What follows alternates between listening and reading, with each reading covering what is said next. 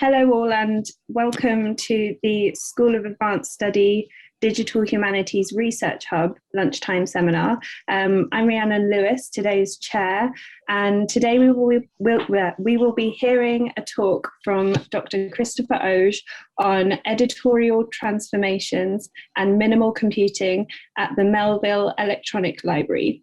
The talk part of the seminar will be 40 minutes long, and there will be 20 minutes for questions at the end of the talk, moderated by Daniela Major. Please be aware that today's seminar is being recorded. So if you're asking a question through video or in the chat, we're recording and the talk may be posted to YouTube afterwards. You should be muted as default, but please remain muted throughout the talk, and do drop any questions into the chat throughout. As it's a lunchtime seminar, we'll be trying to keep to time So I'll stop talking now, and Chris, please tell us about the Melville Electronic Library. Thanks so much. And thanks for joining us. It's really exciting to talk about this topic because it's something that I've often been known to rant about in private, but have yet to say much about it publicly. And the reason why I rant about this is that I think that in digital humanities, we're sometimes a bit, shall we say, sheepish about the resources that are actually required to do a good project.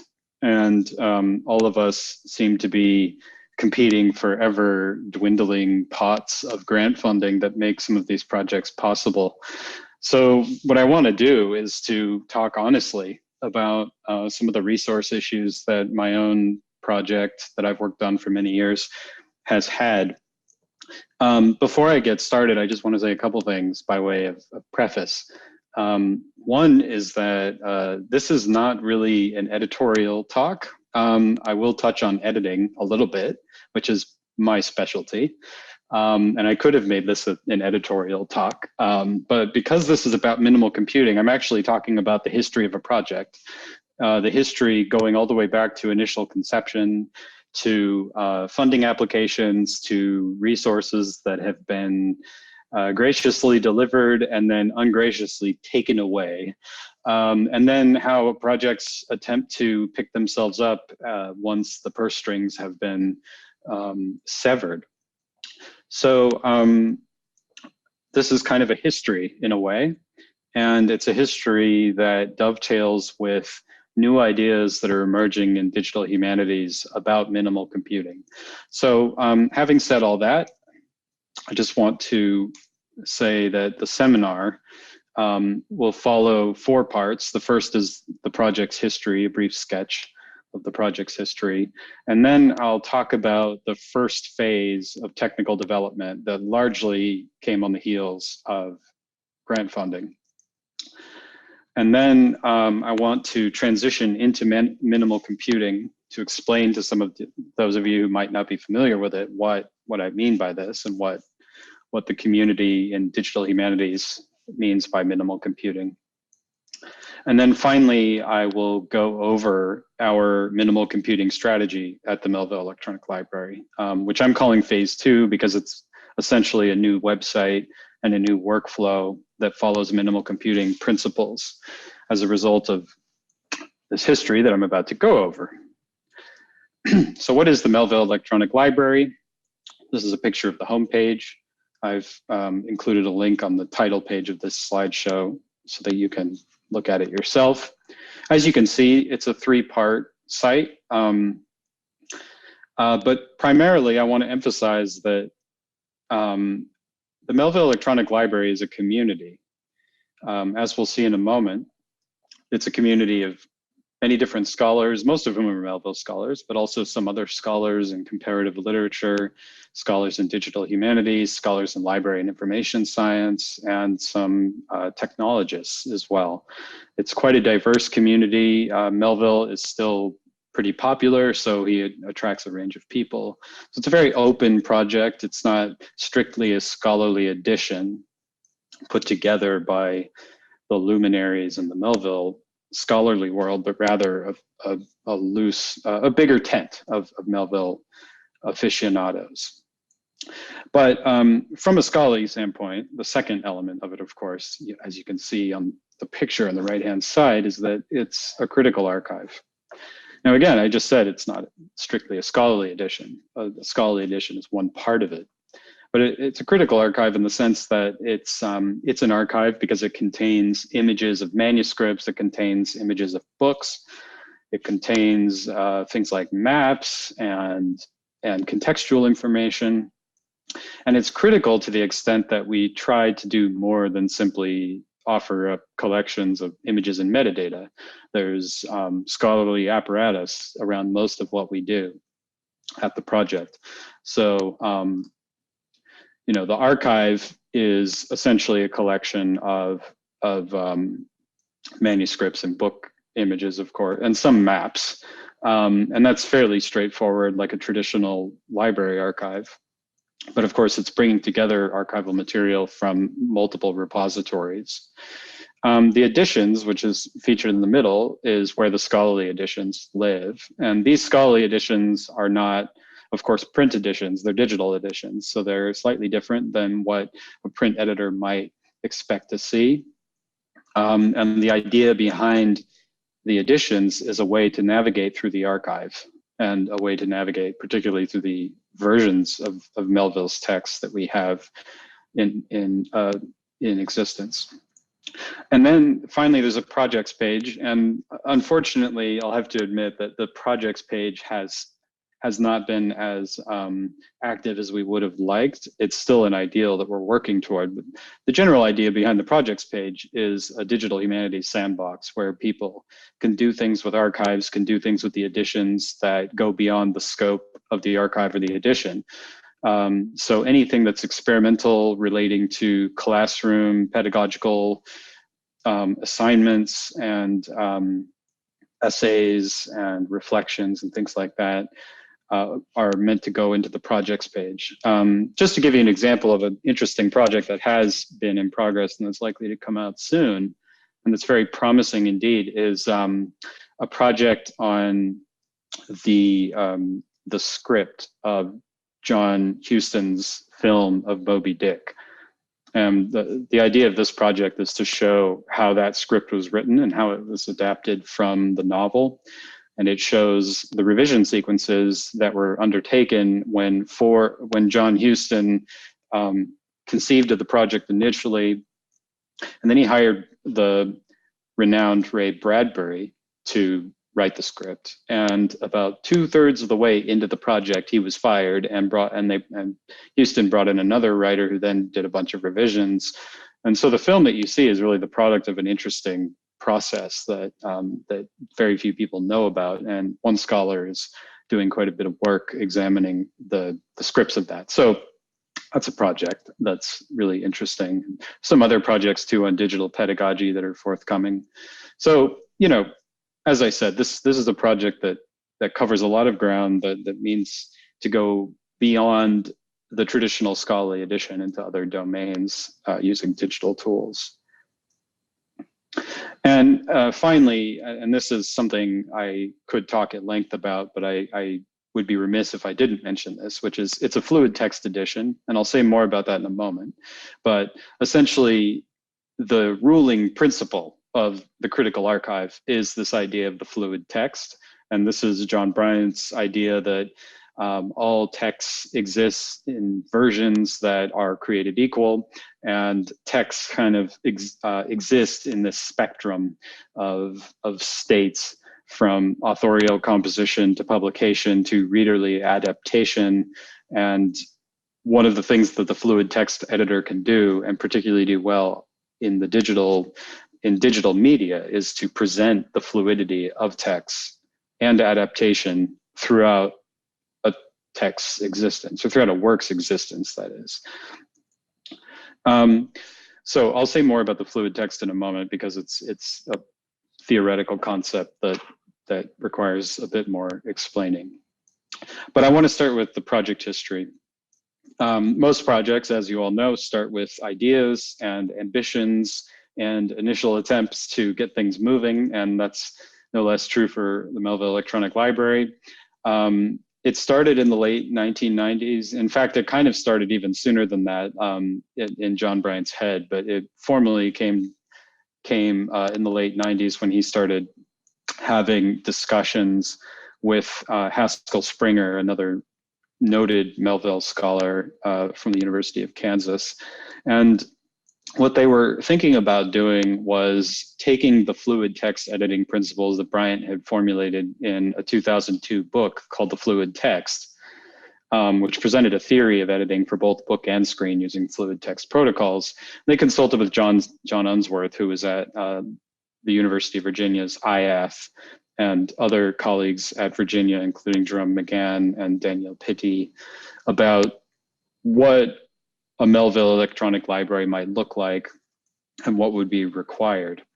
And with IF's support, Bryant and Springer put in 2 National Endowment for the Humanities grant proposals to do collaborative research, 1999 and 2000, and both of those bids were unsuccessful. And they forged ahead anyway in different ways. So in 2006, John Bryant published his first digital edition, and this was done with the Rotunda Press, which is a subsidiary of the University of Virginia Press that does born digital editions of TEI projects.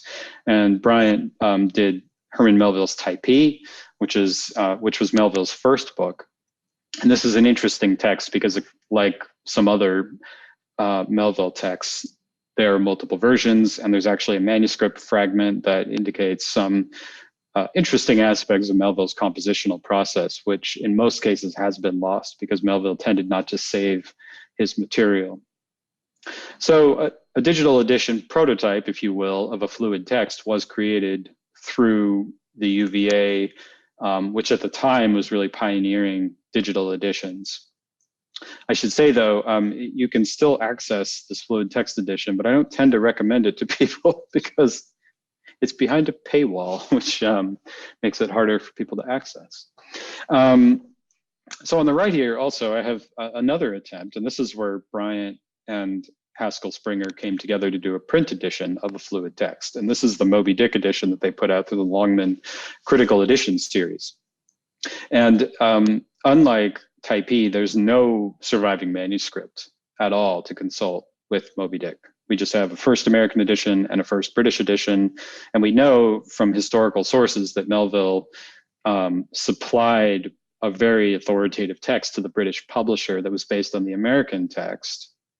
But the British publisher censored, which was very common at the time, 1851, censored multiple aspects of his text, and there's evidence that Melville actually made further revisions. So what we see in the British edition of Moby Dick is mixed authority, where you have some potential revisions by Melville that differ from the first American edition, and some censorship by the British publisher. And so what the fluid text of Moby Dick attempted to do for the first time was to present an edition that showed you the differences between the American and the British text. Because traditionally in editing, when you're faced with a situation like this, the editor is often tasked with bringing to the fore the critical, authoritative, definitive, single reading text that mixes the existing versions together to provide the most authoritative version, which had hitherto never existed, keep in mind. But this is the business of critical editing. Fluid text editing is a bit different. So about fluid text editing protocols, it's really important to go over this for the sake of why this project was conceived and how it was conceived, and why the resources required for such a project are challenging. So fluid text editing, and this is John Bryant again, who formulated this, is really an attempt, and I am oversimplifying a little, because it's like a 250-page book where he talks about this. But if I may reduce this into a few bullet points, fluid text editing is an attempt to compromise between the major schools of scholarly editing. And these aren't all the major schools, but sort of the 3 big ones that are, you might say, ideologically opposed. So the critical copy text editing school, as I already said, is a school that wants to bring about a single critical text by essentially mixing versions of differing authority to create the most authoritative text, which, according to their principles, is to bring about what the author presumably finally intended to publish, but was unable to achieve in their lifetime due to publishing issues and whatnot. And then genetic editing, which is a form of editing that's concerned with the creative process, documenting the creative process and compositional stages. And then finally, the social or socialized text editing school, which is more interested in the material aspects and the social aspects behind publication. So fluid text tries to bring all of these into the fore. So in a fluid text, for example, there is an aspect of critical editing involved where readers begin with a single reading text. They enter the edition, as it were, through a single reading text, which looks a lot like a critical edition. And it's also critical because it makes emendations. That's one of the definitions of what makes critical edition critical, is that the editor uses their critical judgment to provide authoritative readings and to make changes based on judgments of mistakes or word variation and so on of the base text that you choose to make the basis of your edition. And then what readers can then do with the fluid text is examine what exists in the versions. And the versions ideally are rendered as diplomatic text, though in print editions, that's much harder to do. In digital editions, as we'll see, it's easier to do that. But in a print fluid text edition, most of this work, this genetic information, is documented in notes. And then finally, the social aspects in fluid text editing are brought out by attending to the material aspects of the text, both as documents, whether they're manuscripts or typescripts or whatnot, and as books, as physical objects that have their own interesting forms and paratext and so on. And then when appropriate, when there's evidence of readers' engagement with those texts, whether it's adaptation or translation, that is also meant to be documented in fluid text edition. So if you want to learn more about fluid text editing, have a look at John Bryant's book from 2002 about this. Back to project history. So the idea then was to create a digital edition using fluid text principles. So Bryant restarts this quest in 2006 after some rejection from the grant agencies, working with Jerome McGann again, but also Bethany Novisky, who at the time was at Virginia, with what was called Nines, which was a 19th century editorial group, and Laura Mandel, who's then at Miami of Ohio, now is at Texas A&M, Julia Flanders, who's now at Northeastern, all doing amazing digital humanities projects. They all put their heads together about how to strategize specific goals and work plans for a digital edition and an archive, what the technical requirements would be. And finally, and this is really a crucial point, which is how can the project create an XML editor to instantiate fluid text editing protocols. Now, if you look at this date, 2006, 2007, this is pretty much the heyday of what you might call early digital humanities and TEI XML. It was, I believe, 2 years following the companion to digital humanities that came out and really formalized what we now call digital humanities. So this is fairly early on, and the DIY ethos of digital humanities was very much important. And one of the things that John Bryant really wanted to do, and I think still wants to do in certain respects, is to make the process of editing easier for more people and to reduce the technical barriers that were in place circa 2006, 2007 for creating digital editions. So TextLab is really a primary aspect of this new and reinvigorated proposal for the Melville Electronic Library. Another crucial milestone is that in 2007, Houghton Library, which was really at the forefront of digitizing manuscripts anyway, digitized the Melville manuscript collection and his books collection. And that made this project more feasible because sometimes it's hard to get funds for digitization. And it also showed a certain amount of goodwill between this new project and a huge institutional repository that has a lot of Melville material. So hooray, 2008, 2009, they finally get a grant. NEH awards a Digital Humanities Startup Grant to the Melville Electronic Library. And as I was hinting at earlier, the major purpose of this was to create this TextLab XML editor.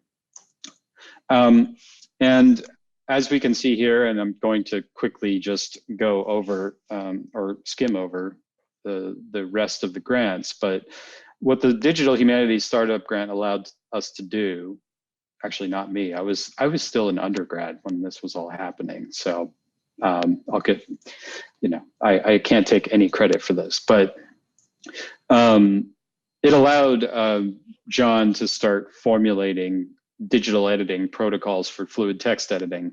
And then these further NEH Scholarly Editions grants, four in total, which equaled $784,000 or so, allowed us to hire technology experts to develop tools, including the TextLab tool, but also a publishing tool, and to really just create a robust website for this electronic library, which from the beginning was meant to be a very ambitious and wide-ranging project. So as you can see, this is a significant amount of money, almost $1 million. And how did this work out? Who did this work? Well, I just mentioned John Bryant and Wynne Kelly. I've circled their faces in red just so you can put a face to a name. But you might also notice there's a child in the middle, who is me, circa 2010. This is when I started working on the project, and I was a neophyte graduate student at the time.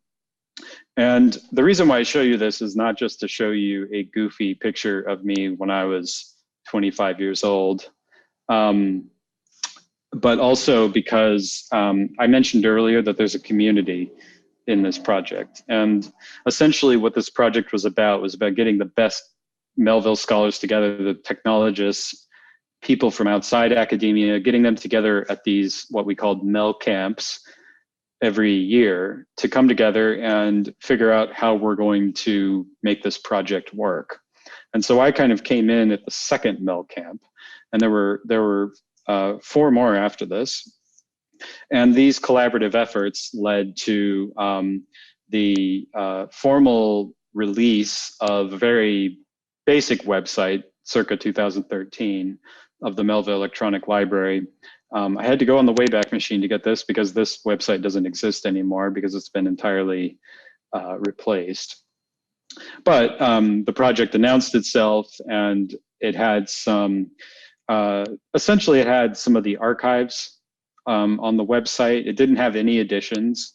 It had some white papers, and it had grant proposals and things like that. And one thing that's interesting is to look back on what the original intentions were. So initially, Melville Electronic Library's textual core, as they called it, was a database project, or something like a database, which meant to just bring together all textual data relating to Melville's works and use computation to make sense of all of that. We have since moved, we moved away from that model for a bit because of the pragmatic decisions that one has to make to actually create editions. But we're kind of slowly returning back to this database model, which I can talk more about in the Q&A because it's an interesting subject, databases versus document-based projects and so on.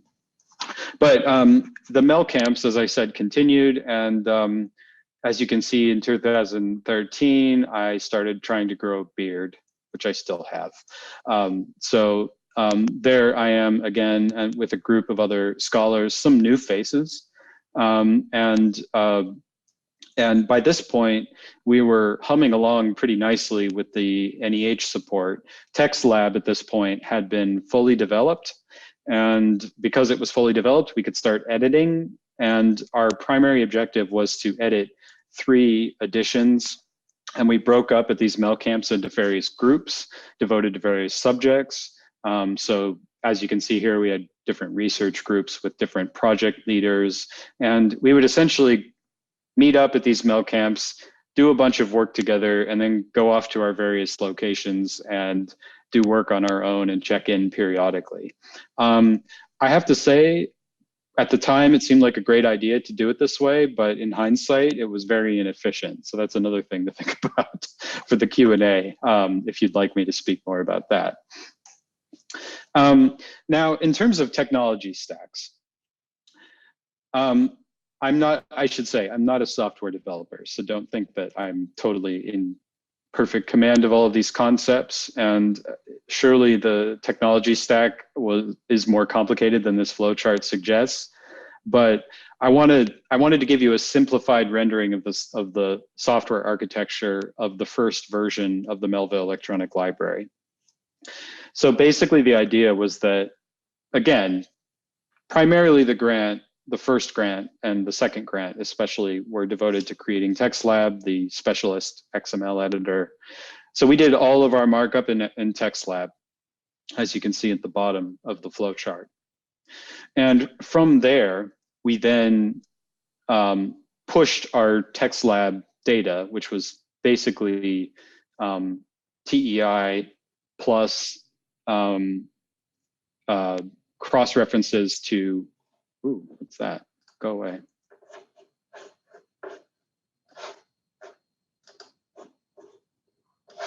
Thanks, Docker, for interrupting my presentation. Okay, TextLab had cross-references to a Melcat, which was basically our names database. And then that was pushed up to an asset server that then communicated with the web publishing platform that was also created for the project called Juxta Web Services. And that also had a built-in annotation server so that people could create annotations that communicated back with the Melcat database, as well as provided the opportunity, in theory, for readers to put in their own annotations. Now I circle here in red all the problematic parts of our technology stack, which is almost all of it. I say problematic because all of these things are reliant on two things. One, communication between users and servers, which I'll get more to in a moment because that really causes some issues and is main concern of minimal computing. But also, 3 out of 4 of these items that I've circled were project specific. They were tailored entirely for the project. In fact, you could add the XML editor, TextLab, which was also project specific, although it has the potential to be more generalizable. But the Melcat database was purely project specific, asset server, Juxta Web Services. This was all about having separate technologies specifically designed for the project to create the digital edition. And then I circle also on the right-hand side the very problematic use of an Amazon Web Services image server, because again, you're just relying on an outside entity on a cloud to call upon anytime you need an image, and that image needs to be loaded onto the browser, and that's a problem. But I wanted to show you TextLab because I think TextLab is really wonderful in certain ways, and it shows you the benefits of fluid text editing, and it's a pretty sophisticated tool because what it allows you to do is to draw boxes around the manuscript facsimile images, as you can see on the top part up here. And then essentially what you can do is double click on these image boxes that you created, and you can just click on a series of buttons to insert the appropriate TEI tags to associate with those zones on the facsimile image. Now, the reason why that's really efficient and wonderful is that A, the project is fully customizable or customized. That is to say, all the vocabularies for TEI are controlled because you're just selecting buttons and you're selecting attributes with prescribed attribute values. So all the encoding is airtight. It's not going to be messed with. it spits out on the bottom here, TEI XML, which you can edit, but in terms of in terms of efficiency, it really allows you to do a lot of really fine-grained TEI editing without having to think about angle brackets and vocabularies and things like that. So, but the other problem here, though, and this is, I don't know what the answer to this particular crux is, but editing a fluid text like Billy Budd, which is what I'm showing here, which is an unfinished manuscript that has evidence of 5 different stages of composition on about 300 and something manuscript leaf images. Actually, maybe more than that. I'm just talking off the top of my head. But at any rate, as you can see from this one example of encoding, there's a lot of encoding. And so it won't surprise you to learn that me and the team of editors that worked on this particular manuscript, one of the 3 model editions, it took about 8 years to encode this whole manuscript. Not exactly a minimal approach. That said, in 2017, we released the 3 model editions in beta.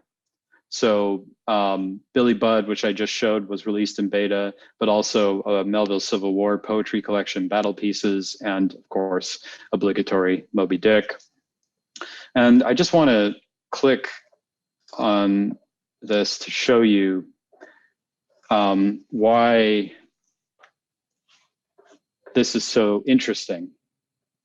So I'm showing you Billy Budd.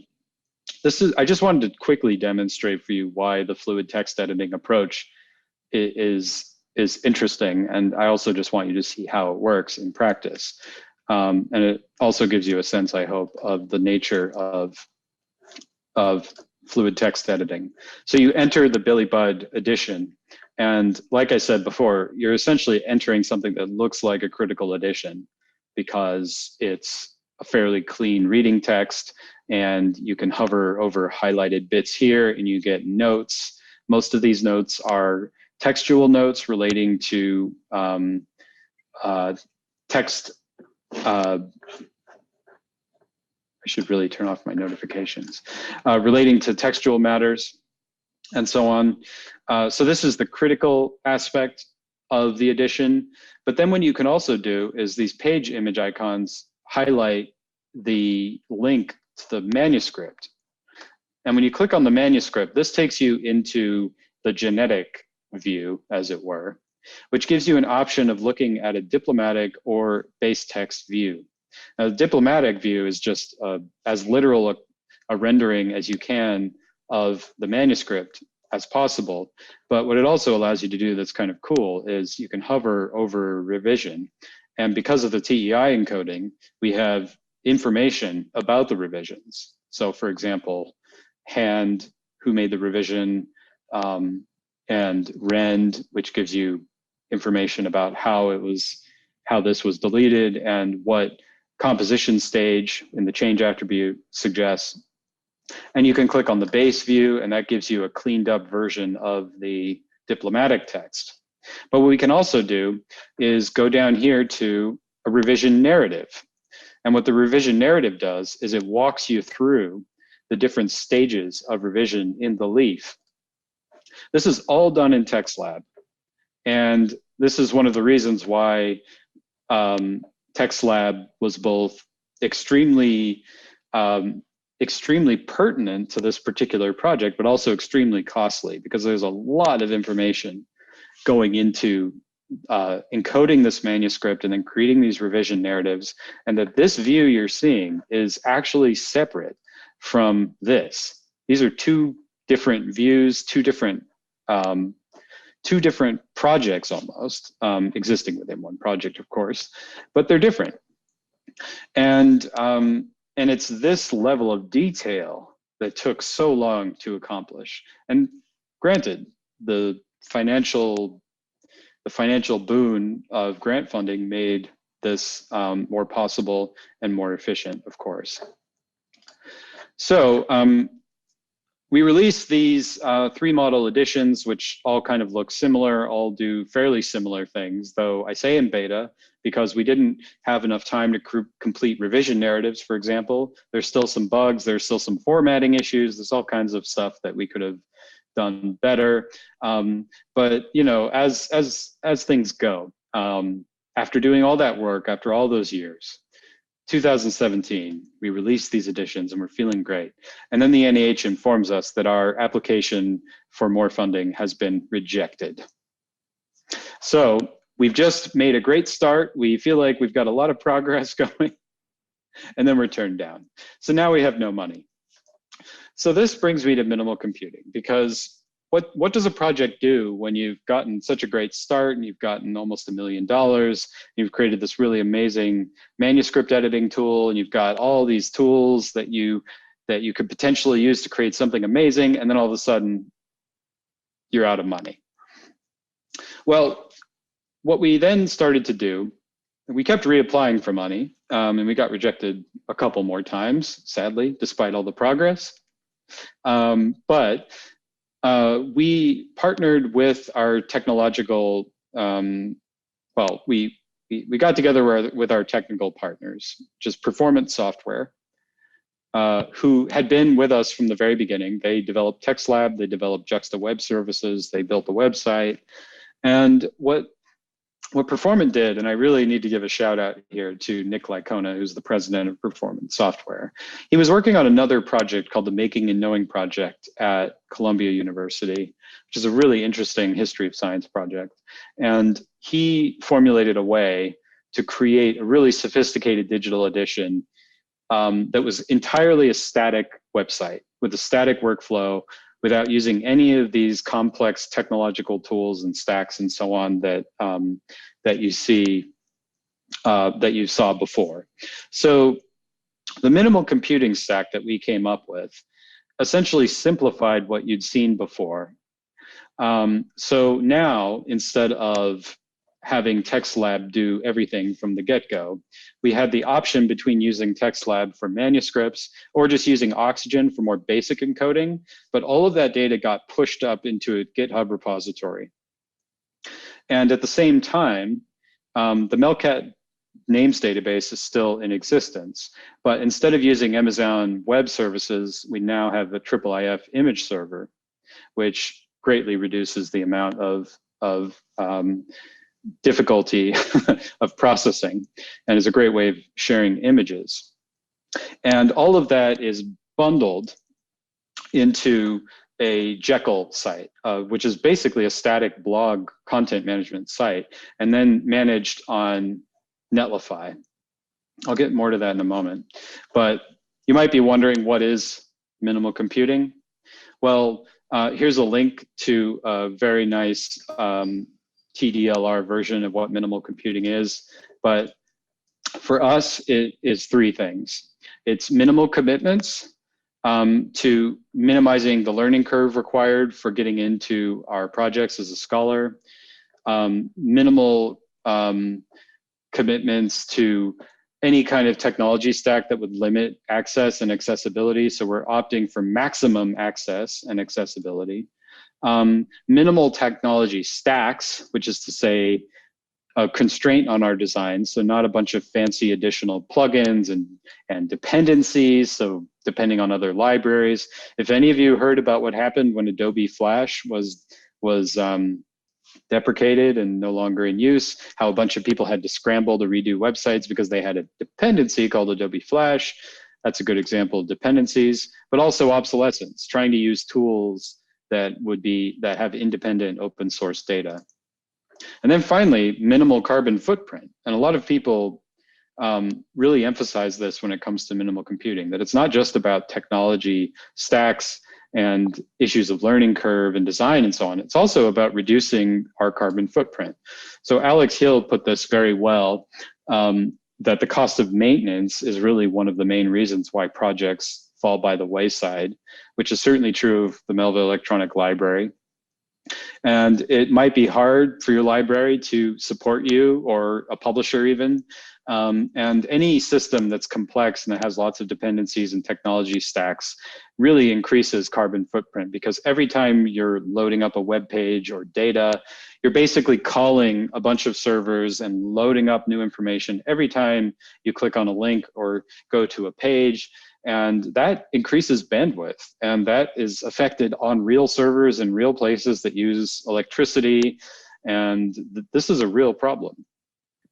Oh, So I just wanted to, I don't want to, because this is so interesting, but just to sort of say that we need to leave some time for question, but I don't want to cut you off in the middle of a slide, so I'll let you continue. No worries. Thank you. Almost done. Yeah. So this is the workflow, or this is the flow chart of our minimal computing stack. I just showed this a moment ago, but I'm just showing it again here, because I've circled here the two main improvements to the computing stack, or the technology stack, that we brought about by making this a minimal computing site. And one is that every bit of data that we have now lives on a GitHub data repository. So that's open source, open access. All of our data is available and easily backed up and so on. The IIIF image server I already mentioned is another improvement, because it's an easier way to share images and a much more cost-effective way to share images, and much lower bandwidth method of sharing images. And I put an X next to Melcat because that's we're still using that database at the moment to serve up named entities, but we're actually we're in the process of getting rid of that. So we'll have an even more efficient workflow once that database is replaced with named entity files, either in another database or elsewhere in TEI data.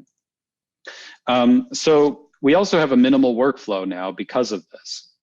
So the GitHub repository contains all the XML data now for all the editions, all the texts. It also has a lot of the images. So instead of, in some cases, we have links to IIIF images. In other cases, we just have images for the website or whatever. And these images can just be bundled up and easily called within the file system in a static website, which means that you don't have to load up images every time you refresh the page and so on. And this is, again, a very good low bandwidth solution. And we have Markdown and HTML files for the web pages. And then finally, we use a software package called Citation, which is a set of JavaScript scripts for processing TEI XML in the browser. And what this does is it reduces the processing involved. So digital editions need to process their TEI XML data into something readable. And what Citation does is essentially does all that work in the browser. And it's a really nice, efficient way, once you've got it set it up, to convert TEI XML data. And as I hinted at before, the way that this works is that all this data in GitHub, all of it, the whole project and all of its data is bundled into static assets using the Jekyll content management system. And then that's served up on Netlify. And what that essentially does is that it gives the editors ultimate control over all the editorial processes. And it also makes it so that all of the information from the project is purely static. So when you're navigating pages, you're not calling upon a server and using electricity and bandwidth and so on to communicate back and forth with a server that hosts all that data. Instead, what you're doing is you're just pulling up the entirety of the project's data directory and then navigating within that file directory. And so that is from an architectural point of view, that is the essence of minimal computing, is essentially sharing file directories instead of having really advanced APIs that involve a lot of communication between users and servers. I was going to demonstrate to you quickly how that looks, but we're out of time, so I'd be happy to do demos or give you a sense of or talk more at length about any of these issues. But thank you very much. Thank you so much for that introduction to the Melville Electronic Library, Chris. I just wanted to take the opportunity as chair before other people jump in with questions, just to ask, you mentioned a little bit about a move from a document-based project to database, and I wondered whether this was going to, or how this was going to affect how the project was interacted with by users. Yeah, it's a really good question. So what I was gesturing toward was a debate within digital humanities about the value of doing digital editions on the document level. And what I just shown you is basically document level editing. And the idea is that your edition is a collection of documents in TIXML or in HTML or whatever. And what the database approach is suggesting, and it's not a widely accepted approach, I should say, is that instead of thinking of your project as a collection of documents, you think of it as a collection of database items. And the database items, and I'm talking about from the morpheme, the phoneme, to the word, to the letter, to the sentence, to everything is keyed in the database with a unique identifier. And what that allows you to do in theory is to present everything is interconnected within a network, but also to do things like digital collation. And I have to say, what the database approach does not quite get right at the moment, even though I find its affordances to be kind of amazing in theory, is that it's not a minimalist solution. You need a database, you need database professionals, you need maintenance of the database. And this is one of the problems that minimal computing is trying to address, is that, if you don't have the money to pay for those professionals, then what do you do? And I think the answer is to use a minimal computing approach that's document-based.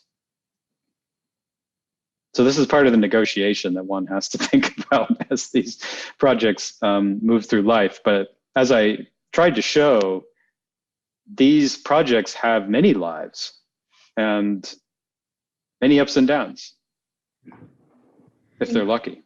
Thanks so much.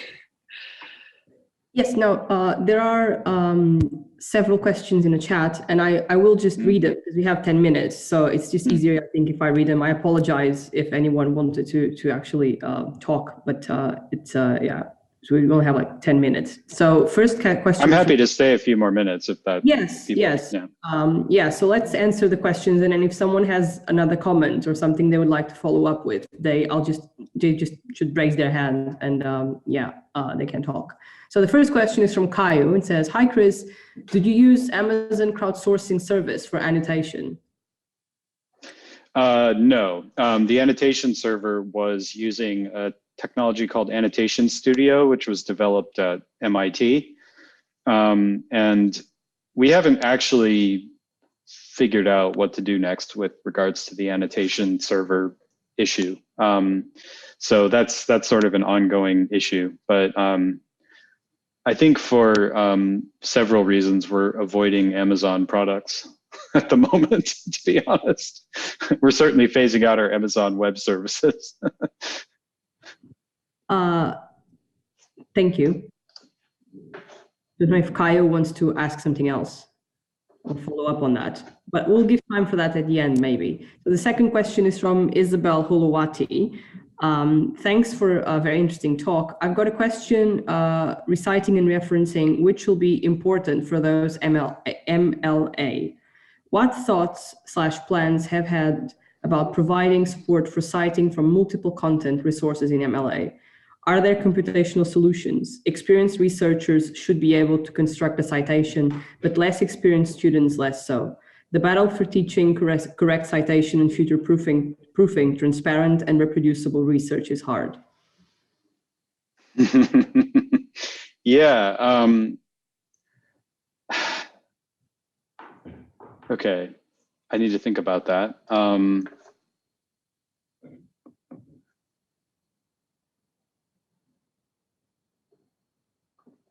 I'm actually rereading it because I had to think about what the question was. So citing and reference, this is a big issue, and I'm not sure anybody has found the best solution yet. I actually read an essay once, not too long ago, in Digital Humanities Quarterly, talking about how we need better stable releases and citations for releases of digital editions and digital projects like this. And I have to say, a lot of projects haven't really followed up on that suggestion because it's a difficult problem. In terms of citation solutions for particular texts, for example, some projects are pretty good about providing a citations tooltip. So when I was at the Mark Twain papers, for example, we had a citations feature where you could click a Cite Me button and it would pop up a suggested citation of the page you were looking at. And what that did was it was calling on the TEI metadata. That was just encoded information in our database as well that would be spit out for users. But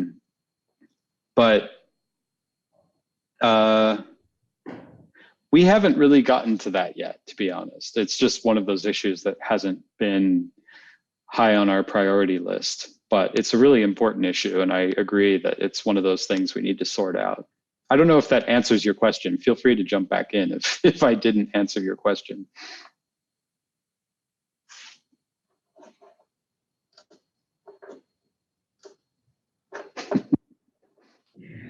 Thank you. Actually, we can talk. It's fine. I don't want to be like a small dictator.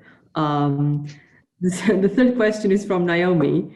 Thanks for a really interesting talk, Christopher.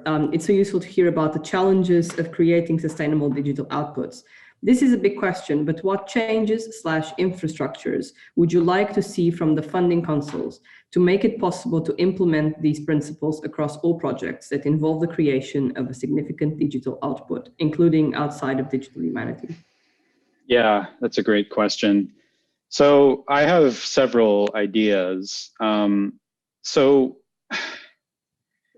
I think that the funding councils are starting to get smart on sustainability questions. So I think data management plans tend to ask now about the sustainability of a project 5 years out or so. And